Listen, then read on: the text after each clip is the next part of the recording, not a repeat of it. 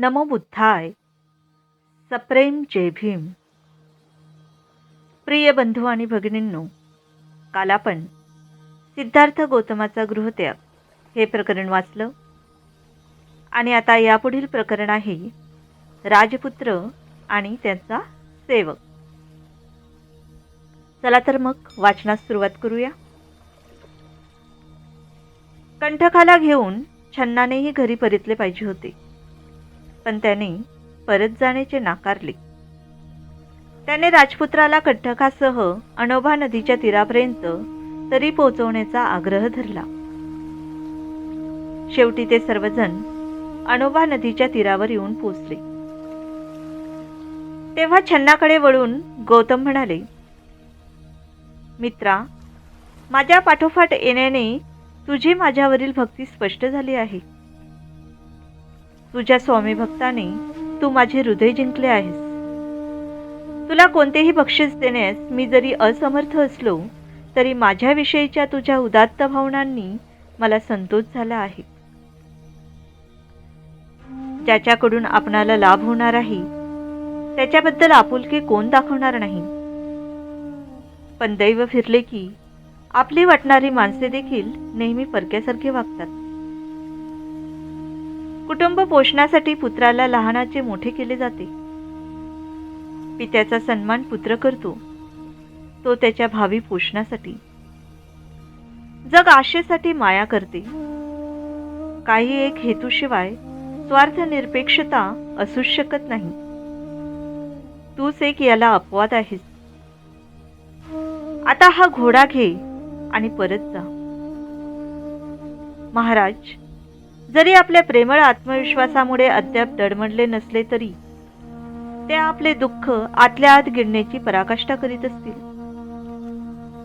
त्यांना सांग की मी त्यांना सोडून आलो तो स्वर्गप्राप्तीच्या तृष्णेमुळे किंवा त्यांच्यावरील प्रेमाच्या अभावामुळे अथवा काही रागामुळे नाही.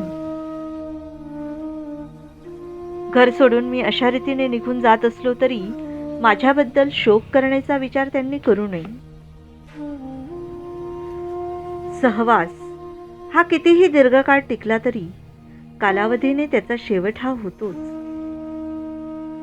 जर वियोग अटळ आहे तर स्वजनांपासून दुरावण्याचे अनेक प्रसंग वारंवार कसे येणार नाहीत. माणसाच्या मरणसमयी त्याच्या संपत्तीचा निसंशय वारसा हक्क सांगणारे लोक असतात, परंतु त्याच्या सद्गुणांचे वारस जगात सापडणे कठीण असते. किंबहुना ते नसतातच. महाराजांची, माझ्या पिताजींची सेवा शुश्रूषा होणे अगत्याचे आहे. महाराज म्हणतील की मी अवेळी निघून गेलो, पण कर्तव्यासाठी कधीच अयोग्य वेळ नसते. ह्या आणि अशाच शब्दात मित्रा महाराजांना सांग, आणि जेणेकरून ते माझी आठवणही करणार नाहीत असाच प्रयत्न करीत राहा. आणि होय, माझ्या मातेलाही पुन्हा पुन्हा सांग की तिच्या वात्सल्य प्रेमाला मी कितीतरी अपात्र आहे. ती फार थोर स्त्री आहे. तिची थोरवी शब्दांनी सांगता येण्यासारखी नाही. हे शब्द ऐकून शोकाकुल झालेला छन्न हात जोडून भावनातिरेकाने कंठ दाटून येऊन उत्तरला, स्वामी, चिखलाने भरलेल्या नदीच्या पात्रात हत्ती जसा ऋतून बसावा तशी तुम्ही तुमच्या आप्तांना ज्या मानसिक वेदना देत आहात ते पाहून माझ्या मनाची स्थिती होत आहे. तुमच्यासारखा निग्रह पाहून एखाद्याचे अंतकरण लोखंडासारखे कठीण असले तरी कोणाच्या डोळ्यात अश्रू आल्याशिवाय राहणार नाहीत. ज्यांचे अंतकरण प्रेमाने उंचंबले आहे त्यांची तर गोष्टच बोलायला नको. कुठे तुमचा तो प्रसादात लोळणाऱ्या शरीराचा नाजूकपणा आणि कुठे कठीण कुशाग्रांनी भरलेली तपस्व्यांच्या अरण्यातील ती भूमी. हे राजपुत्रा, तुमचा हा निर्णय माहीत असताना हा घोडा घेऊन कपिलवस्तू नगरीला दुःखात लोटण्यास मी आपणहून कसा जाऊ? एखादा धर्मनिष्ठ माणूस आपल्या सद्धर्माला सोडून देईल काय? त्याच प्रेमाने स्वतःच्या मुलासाठी सतत झटणाऱ्या आपल्या वयोवृद्ध पित्याला सोडून तू जाणार आहेस काय? आणि तुमची सावत्र आई, जिने तुम्हाला लहानाचे मोठे करण्यात खस्ता खाल्ल्या, तिला एखाद्या कृतज्ञ माणूस आपल्या उपकारकर्त्याला विसरतो, तसा तुम्ही सोडून जाणार का? जी सद्गुणांची खाण आहे, जिच्यामुळे कुटुंबाची शोभा वाढली आहे, जी पतिभक्ती पारायण असून जिने नुकताच एका बालकाला जन्म दिला आहे, अशा तुमच्या त्या पत्नीचा तुम्ही त्याग करणार आहात काय? धर्म आणि कीर्तीच्या चाहत्यात सर्वश्रेष्ठ असणारे तुम्ही एखाद्या निगरगट्ट उधळ्या माणसाने स्वतःचे मौल्यवान धन उधळून टाकावे, तसे ज्याचे कौतुक करावे तेवढेच थोडेच अशा यशोधरेच्या त्या लहानग्या बाळाला सोडून जाणार आहात काय?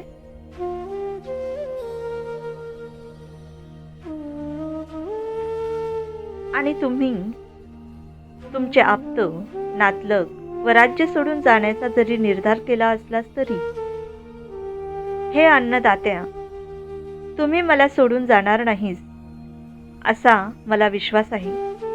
कारण तुमचे पाय हेच माझे आश्रयस्थान आहे. अशा प्रकारे माझे अंतःकरण तुमच्यासाठी होरपळून निघत असताना तुम्हाला असा एकट्या अरण्यात मागे टाकून मी परत नगराकडे जाऊ शकत नाही. तुमच्याशिवाय मी नगरात परतल्यावर महाराज मला काय म्हणतील? आणि कुशल वर्तमान म्हणून मी तुमच्या पत्नीला काय सांगू? राजाजवळ माझी बदनामी पुन्हा पुन्हा कर असे तुम्ही सांगतायत, पण ते कोण खरे मानेल आणि कोण त्यावर विश्वास ठेवील? छन्न पुढे म्हणाले, आणि जरी निर्लज्ज मनाने आणि जीभ टाळ्याला चिकटवून तसे बोलण्याचा मी प्रयत्न केला तरी महाराजांना ते पटणार नाही. जो नेहमी प्रेमळ आहे आणि जो दुसऱ्यांवर दया करण्यास कधीही विसरत नाही, अशा माणसाला आपल्यावर प्रेम करणाऱ्या व्यक्तीस सोडून जाणे मुळीच शोभत नाही. म्हणून मागे फिरा आणि माझ्यावर दया करा. दुःखाकुल छन्नाचे ते शब्द ऐकून अगदी हळुवारपणे सिद्धार्थ गौतमाने म्हटले, छन्ना, माझ्या वियोगाचे दुःख सोडून दे. अनेक जन्माच्या फेऱ्यात सापडलेल्या प्राण्यांच्या बाबतीत बदल हा अटळ आहे. प्रेमामुळे मी माझ्या आप्त नातलगांना सोडले नाही, तरी मृत्यू आम्हाला अगतिकपणे एकमेकास सोडण्यास भाग पाडेल. ती माझी आई, जिने मला अनंत वेदना सोसून आपल्या उदरी जन्म दिला, तिच्या बाबतीत मी कुठे आहे आणि माझ्या बाबतीत ती आता कुठे आहे?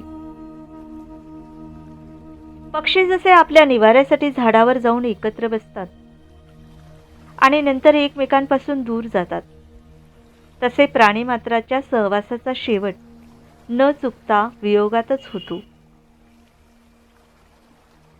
ढग जसे जवळ येऊन पुन्हा दूर दूर जातात, तसाच मी प्राणी मात्राचा सहवास व वियोग मानतो.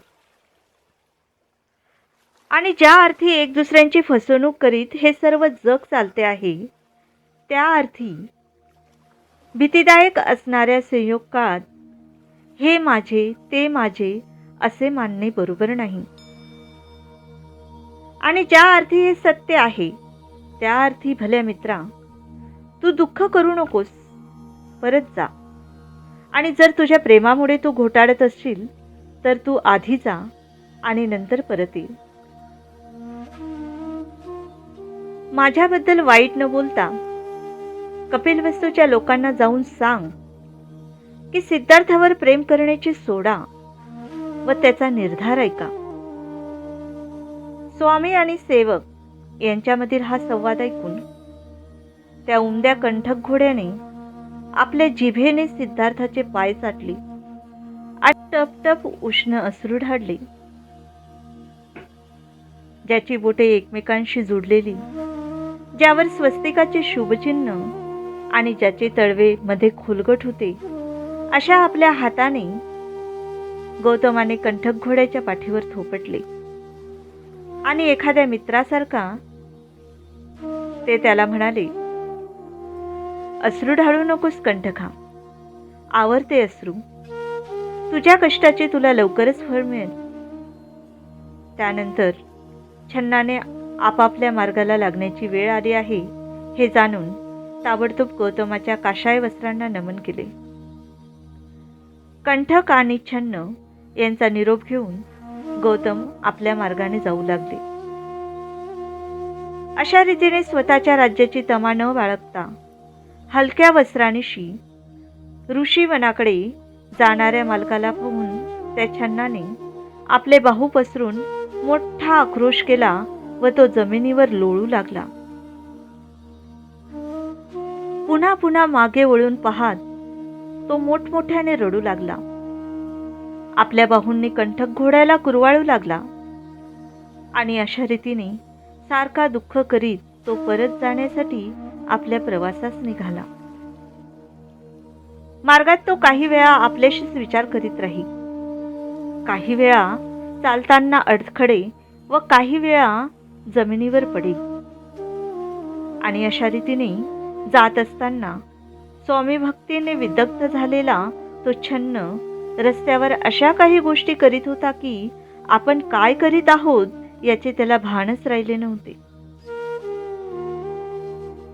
आपला मालक अशा रीतीने अरण्यात गेला, त्यामुळे दुःखी कष्टी झालेला छन्न मार्गात आपल्या दुःखाचा भार कमी करण्याचा प्रयत्न करीत होता.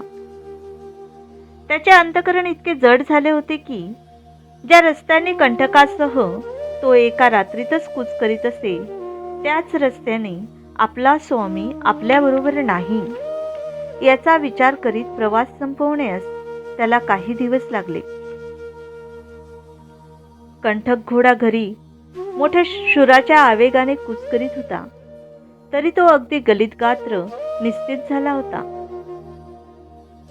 जरी तो अलंकार भूषणांनी सजवलेला होता, तरी बरोबर आपला धनी नाही म्हणून अगदी स्वरूपहीन दिसत होता.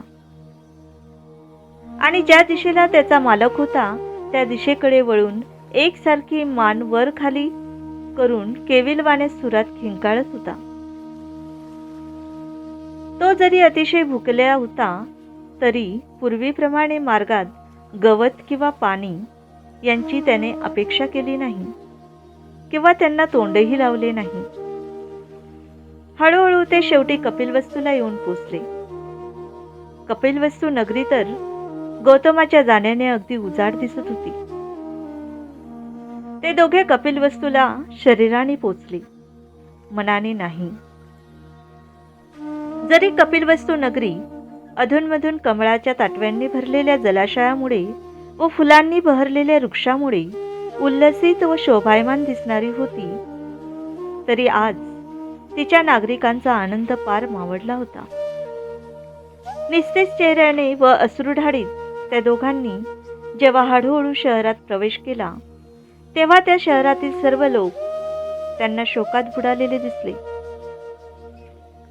जेव्हा लोकांनी छन्न आणि घोडा कंठक हे शाक्य कुळाच्या कुलदीपाशिवाय गलितगात्र स्थितीत परत आलेले पाहिले, तेव्हा त्यांनी ढळाढळा अश्रू ढाळले.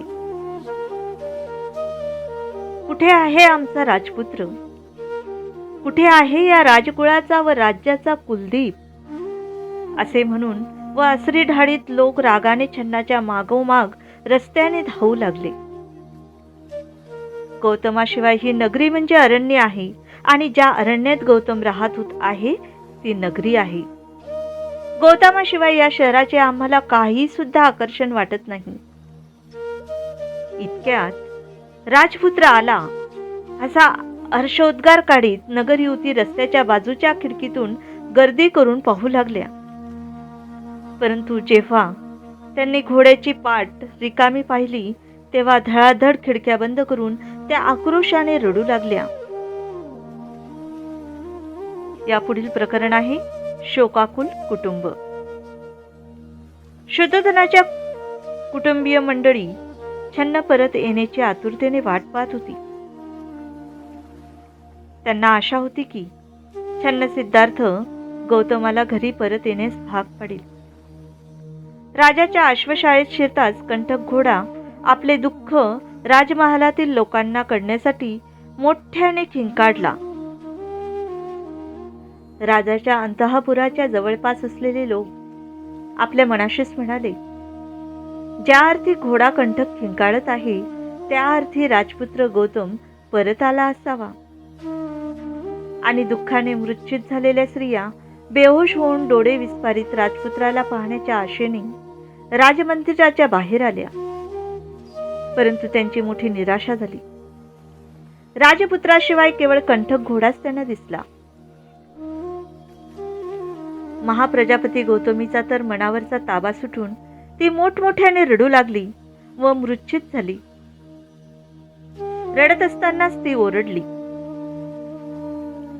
जो अजान भाऊ आहे, ज्याची कमर सिंहाच्या कमरेसारखी बारीक, बैलांच्या डोळ्यासारखे ज्याचे डोळे, ज्याची अंगकांती सोन्यासारखी पिवळी धम्मक, ज्याची छाती रुंद व आवाज दुदंभी किंवा मेघगर्जनेसारखा आहे, अशा वीरपुरुषाने वनातील आश्रमात राहावे काय?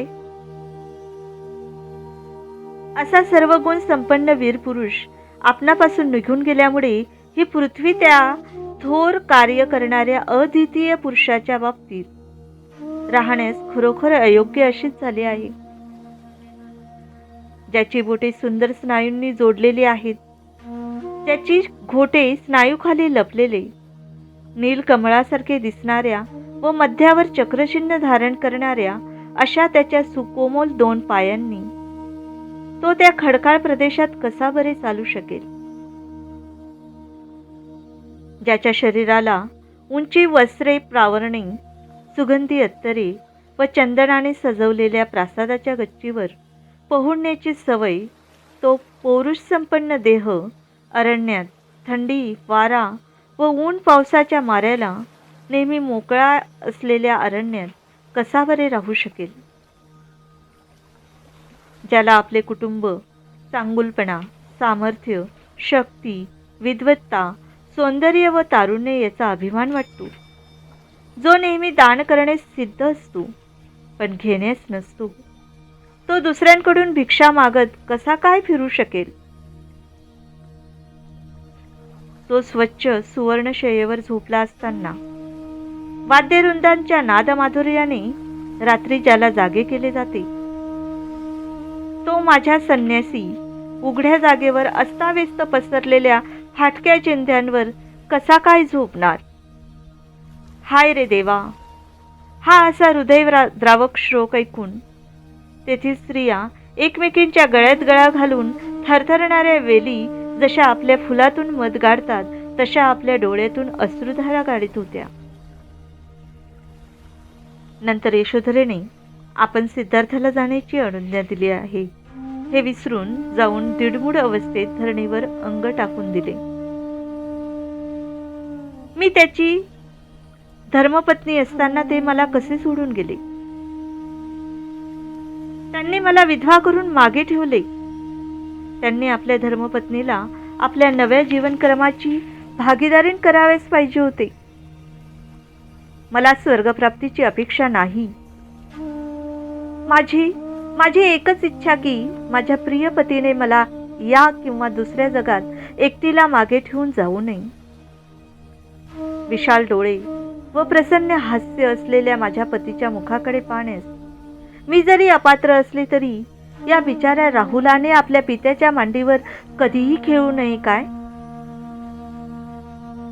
हाय रे देवा! त्या सुज्ञ पुरुष नायकाचे अंतकरण किती निष्ठुर! त्याच्या सुकोमल सौंदर्याने ते भासत असलेले तरी किती निर्दय व क्रूर! शत्रूलाही मोहित करीत अशा बोबड्या बोलाच्या त्या बालकाला आपण हून कोण बरे सोडून जाईल? माझे हृदय खरोखर मोठे कठोर आहे. होय, अगदीच दगडाचे किंवा लोखंडाचे बनलेले असावे. कारण त्या हृदयाचा नाद सुखोपभोग घेण्यास समर्थ असताना व एखाद्या पोरक्यासारखा आपले सर्व राजवैभव सोडून देऊन अरण्यात गेला असतानाही त्या हृदयाला तडा गेला नाही.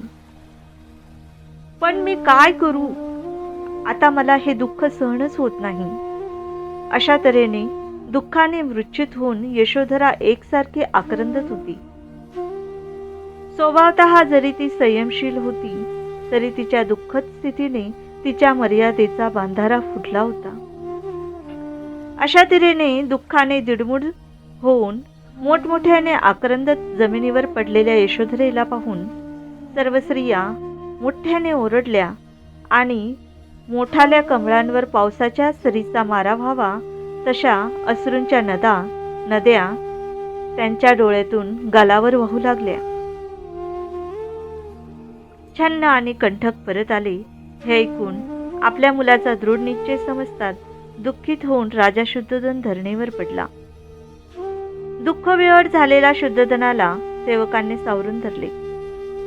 तेवढ्यात अश्रूंनी डबडबलेल्या डोळ्यांनी त्याने त्या घोड्याकडे पाहिले आणि जमिनीवर अंग टाकून विवळून तो रडू लागला. त्यानंतर शुद्धोधन उठला आणि मंदिरात गेला.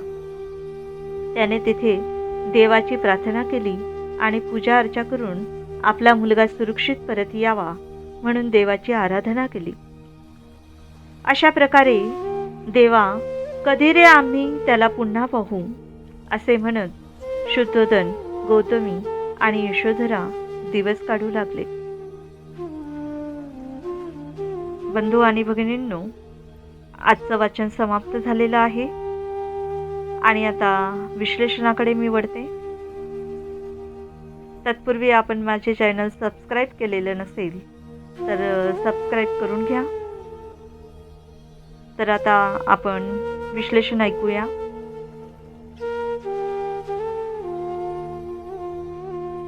आताच आपण राजपुत्र आणि त्यांचा सेवक छन्न यांच्यामधील संभाषण ऐकलं. राजपुत्र आणि सेवक यांच्यामधील नातं पाहून आपल्याला समजतं की राजपुत्र सिद्धार्थ किती उदात्त मनाचे होते. त्याही पुढे जाऊन घोडा कंठक याची स्थिती देखील पाहिली. अक्षरशः घोडा कंठक राजपुत्राच्या पायाशी अश्रू गाळीत होता व राजपुत्राला परत येण्याची विनवणी करीत होता. यावरून त्यांच्यातील मैत्री आपणास दिसून येते. त्यानंतर आपण शोकाकुल अवस्थेतील कुटुंब हे प्रकरण वाचलं. सिद्धार्थ गौतमाचा गृहत्याग ही काही काल्पनिक गोष्ट नाही आहे, तर हे एक ऐतिहासिक सत्य घटना आहे. सिद्धार्थ गौतमाचे पिता राजा शुद्धोधन हे जेव्हा रोहिणी नदीच्या संघर्षावरून कपिलवस्तूमध्ये शाक्य संघाने जेव्हा संथागारमध्ये मोठं अधिवेशन झाले त्यात ते अध्यक्षपदावर उपस्थित होते. पण शासन गणतांत्रिक असल्यामुळे ते संघाच्या निर्णयापुढे काहीच बोलू शकले नाही. त्यांनी व त्यांची माता महाप्रजापती व पत्नी यशोधरा यांनी मोठ्या जड अंतःकरणाने त्यांना परवानगी दिली. राजा शुद्धोधन आणि महामाया अक्षरशः त्याच्या परिव्रजा विधीला देखील हजर होते. पण ज्यावेळेस सिद्धार्थ गौतमाने गृहत्याग केल्यानंतर सेवक छन्न आणि त्यांचा घोडा कंठक राजकुमार सिद्धार्थ गौतमात आले तेव्हा मात्र त्यांच्यातील संयमाचा ताबा सुटला. आपणच आपल्या मुलाला परवानगी दिलेली आहे हे ते विसरले आणि त्यांची तरुण पत्नी यशोधरा हिचा आक्रोश पाहून तर संपूर्ण कपिलवस्तू हादरून गेले होते. त्यांच्या गृहत्यागाचा सर्वात जास्त त्रास त्यांच्या प्रियजनांना झाला, कारण त्यांच्या गृहत्यागाचं मागचं जे कारण होतं ते वैयक्तिक नसून सामाजिक होतं. सिद्धार्थ गौतम जरी परिव्राजक झाले असले तरी पुढील काळामध्ये त्यांचे आई वडील आणि पत्नी हे राजमहालात राहून सुद्धा एखाद्या परिव्राजकासारखेच ते जीवन जगले आहे व नंतर सर्व जीवन आणि त्यांनी धर्मकार्यामध्ये घालवले आहे ते आपण पुढील भागात पाहणारच आहोत. बुद्धांना गणतांत्रिक पद्धतीची शासन व्यवस्था अपेक्षित होती हे सर्व मान्यच आहे, परंतु या शासन व्यवस्थेने लोककल्याण कसे साधले जावे हा विचार त्यांच्या मनात होता. विश्वरत्न डॉक्टर बाबासाहेब आंबेडकर लिखित बुद्ध आणि कार्ल मार्क्स या पुस्तकात बाबासाहेब म्हणतात की सिद्धार्थ गौतमाचे चक्रवर्ती राजा म्हणून भविष्य कथन केले आहे. चक्रवर्ती राजा या शब्दाचा अर्थ महान सम्राट किंवा फार मोठ्या भूभागावर राज्य करणारा सार्वभौम राजा एवढाच अर्थ आम्हाला ठाऊक आहे. परंतु बाबासाहेब पुढे म्हणतात, चक्रवर्ती राजाचे चक्र हे तो राजा लोककल्याणकारी राज्य चालवित असेल तरच टिकते, अन्यथा ते लोप पावते. ही बुद्धांची संकल्पना बाबासाहेबांनी मोठ्या खुबीने मांडली आहे. त्यामुळे शासन व्यवस्था ही फक्त गणतांत्रिक असणे पुरेसे नाही, तर ती लोककल्याणकारी असणे हे देखील आवश्यक ठरते. चक्रवर्ती राजा म्हणजेच लोककल्याणकारी राजा होय, हे विश्लेषण विलक्षण आहे. आणि म्हणूनच गृहत्याग केल्यानंतर पुढील जीवनात सकल मानवजातीच्या कल्याणाचा, दुःखमुक्तीचा मार्गाचा त्यांनी शोध घेतला आहे. तर बंधू आणि भगिनींनो, आजचे हे प्रकरण मी इथंच थांबवते आणि भेटूया उद्या नवीन प्रकरणासह. तत्पूर्वी आपणास माझा ऑडिओ आवडला असेल तर लाईक करा आणि शेअर करायला विसरू नका. धन्यवाद. नमो बुद्धाय. जय भीम.